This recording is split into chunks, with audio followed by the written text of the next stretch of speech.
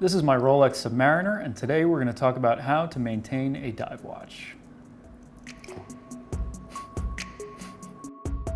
Step 1 is screw down the crown. Most modern dive watches have a screw down crown with threading on it. You have to make sure that's closed all the way so that water doesn't get inside the watch. There's a gasket in there, but even so, screwing down the crown will make sure that no water gets in and ruins your expensive dive watch. Step 2, know your resistance. It should be stated on the dial of your watch that it's water resistant to at least 100 meters. 100 meters is the base resistance for a quote-unquote dive watch according to ISO standards. So even though you might not be diving to below 100 meters, check that this is stated on the dial to make sure that it's really meant for diving.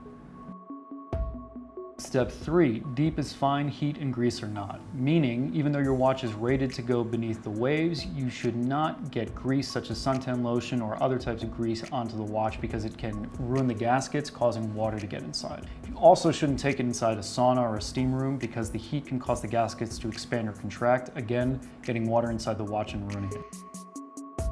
Step 4, give your watch a freshwater bath. It's obviously fine to take the watch diving in salt water, but once you do, you should remove it from the water and actually rinse it off under the sink in fresh water. Doing this will free up any grease or debris or anything like that. Then you should turn the bezel in order to free up any debris from beneath it so that it won't freeze up. Once you're done with this, you can just dry the wash off with a soft cloth or towel, and that's it. Step 5, service and protect. Different watchmakers and different watch companies have different recommendations as to how often you should service a watch. A common number is somewhere between 3 and 5 years, but it depends on how often you use your watch and how you use it.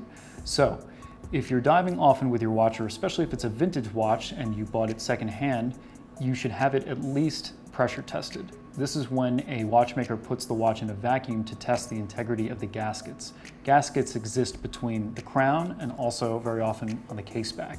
If these gaskets are compromised, you can get water ingressing into the watch case and ruining the movement. So at the very least, have your watch pressure tested and have it serviced as needed. And those are the 5 steps to maintaining a dive watch.